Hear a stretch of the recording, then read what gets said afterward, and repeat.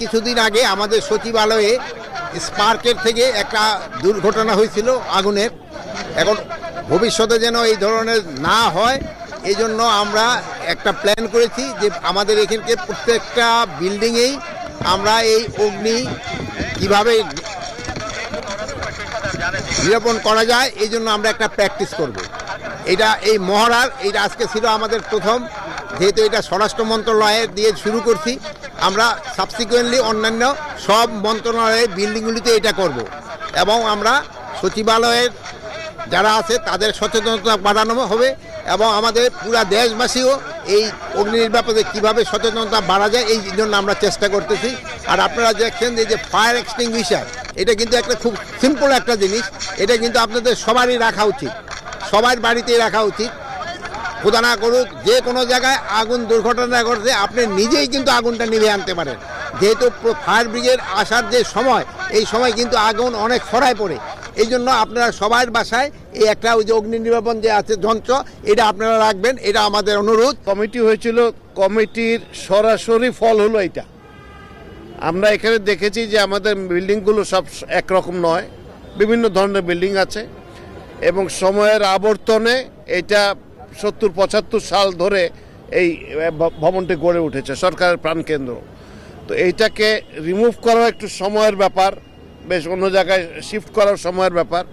তো এর মধ্যে অবসরে আমরা কি করতে পারি, শর্ট টার্ম মেজার্স এবং লং টার্ম মেজার্স। প্রথমটা হলো যে আমাদের অ্যাওয়ারনেস দরকার, সেই অ্যাওয়ারনেসের পার্ট হিসেবে এই কাজগুলো আমরা করছি। এছাড়া বড় বিল্ডিংগুলোর জন্যে বিএমএস সিস্টেম তৈরি করা এবং ছোট এইগুলোর জন্য ধরুন আরও অ্যাক্সেসে আরও কিছু সিঁড়ি তৈরি করা, ফায়ার প্রুফ ডোর তৈরি করা, অ্যাক্সেস কন্ট্রোল সিস্টেম তৈরি করা, এই জিনিসগুলো আমরা করছি। এবং হোল পিডাব্লিউডির মাধ্যমে বিল্ডিং ম্যানেজমেন্ট সিস্টেম তৈরি করা, এগুলো ইনস্টল করার আমরা চেষ্টা করছি। এগুলোর কার্যক্রম হাতে নেওয়া হয়েছে এবং পর্যায়ক্রমে এগুলো করা হবে। আগে যেটা হলো যে ইন্ডিভিজুয়াল মিনিস্ট্রি ডিসিশন নিয়ে তার মতো করে নিত, এখন building is a shared responsibility.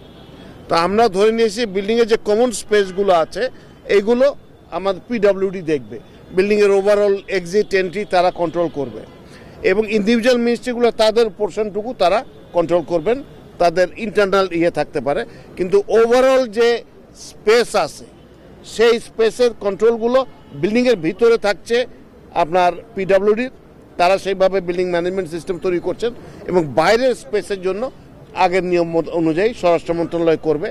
এগুলো কিছু আপনারা জানেন যে অনেক সময় ব্যবসার খাতিরে বিভিন্ন রকমের জিনিস করা হয়েছে, তো সেগুলো আমরা সবই রিভিউ করছি।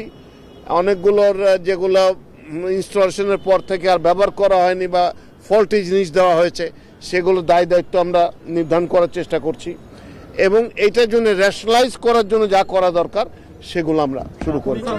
একটা জিনিসের ভিতরে হিট বেড়ে গেছে, হিটটা বাড়তে বাড়তে এমন একটা স্টেজে গেছে যেখান থেকে ফায়ারের সৃষ্টি হয়েছে।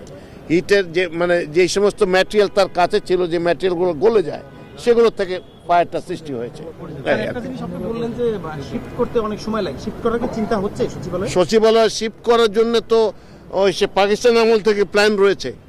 আগে ছিল যে সংসদ সচিবালয় যেখানটায় সেখানে হবে, তো ইতিমধ্যে বোধহয় সেটা কি অবস্থায় আছে জানি না। এরপরে আমি শুনেছি, আমি অফিসিয়াল পজিশন জানি না, সেটা আরও উপর থেকে বলা যেতে পারে যে হয়তো পূর্বাচলও হতে পারে।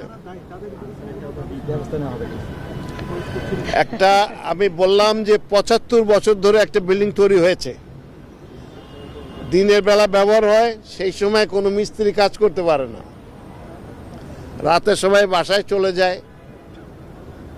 এটা যেই লেভেলের ওয়্যার আজকের থেকে মনে করেন 30 বছর আগে নেওয়া হয়েছিল, সেটা যে রেটিং ছিল সে রেটিং হয়তো এখন যেগুলো লাগানো হচ্ছে তার থেকে সেটা ইনফেরিয়ার ছিল, সেরকম একটা তারে হয়তো ঘটনাটা ঘটেছে এবং সেগুলো আমরা মেজার করার চেষ্টা করছি যে ওটা কি ছিল না ছিল।